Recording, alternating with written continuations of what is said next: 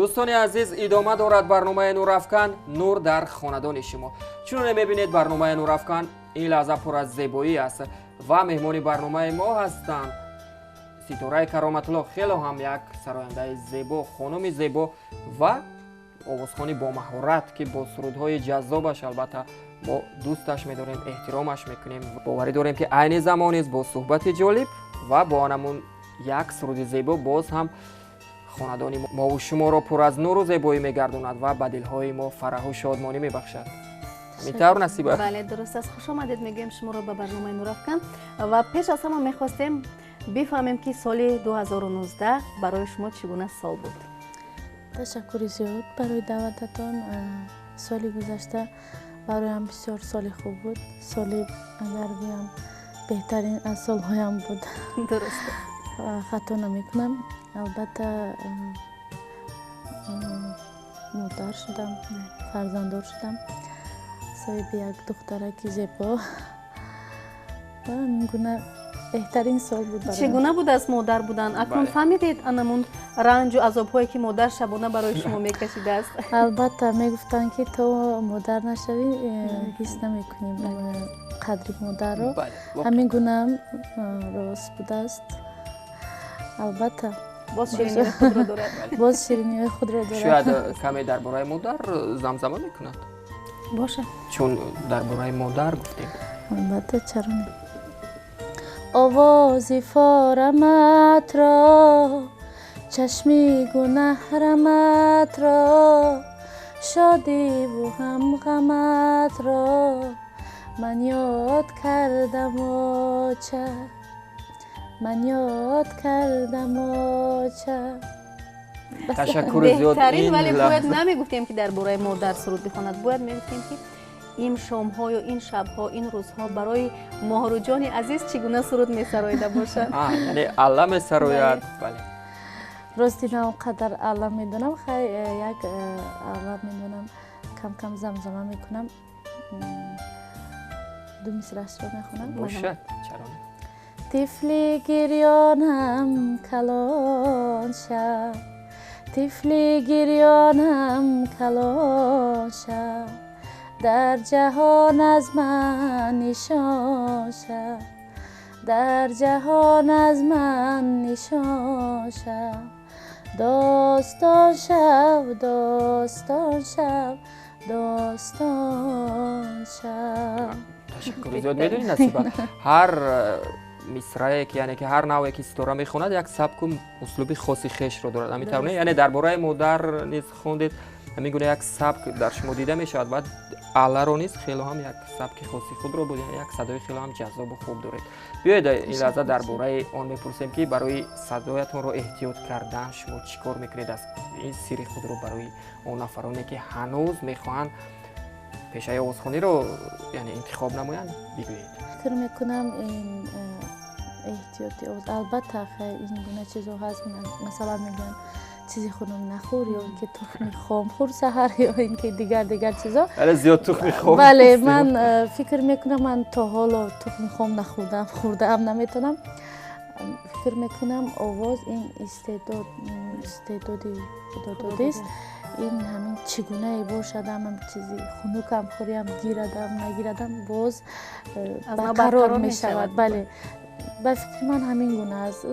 خیلی اکنون آدمایی که احتیاط میکنن و میکنن شاید یکم در همین صدا پردازشون.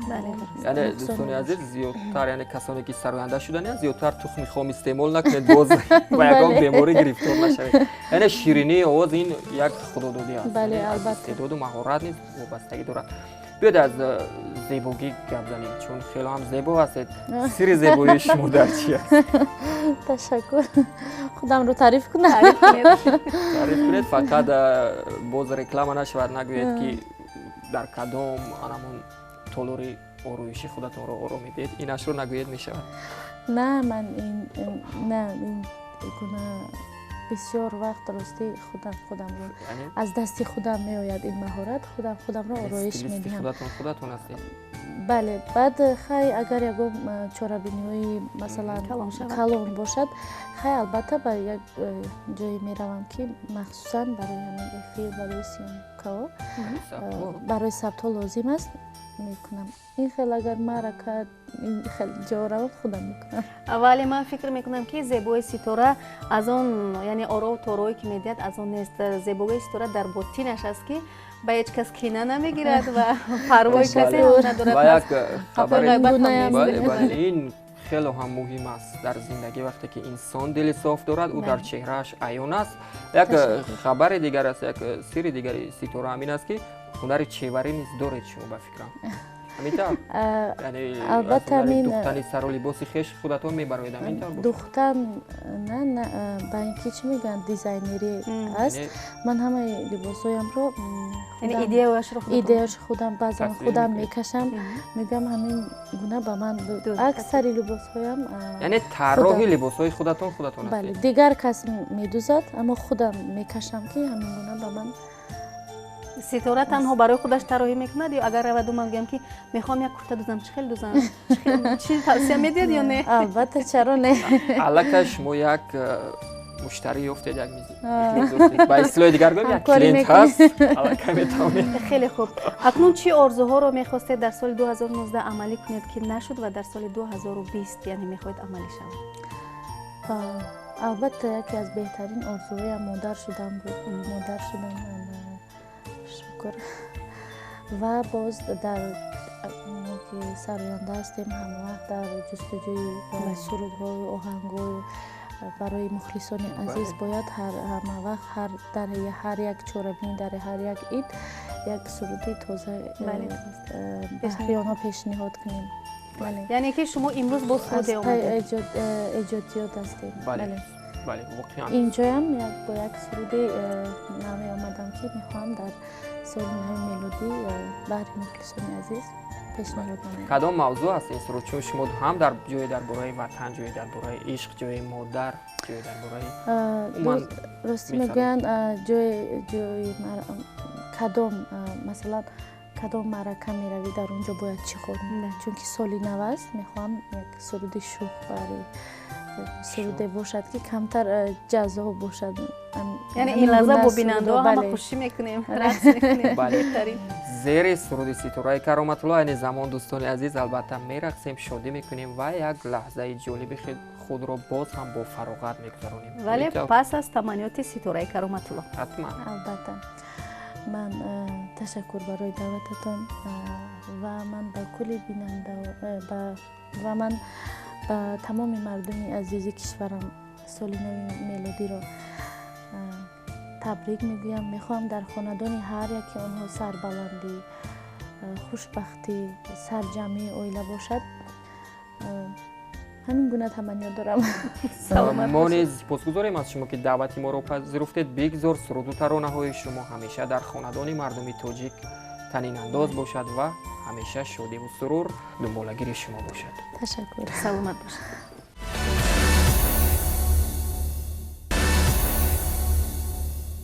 медони насиба, соли 2019 барои миллати тоҷик соли бурду комёбиҳо буд.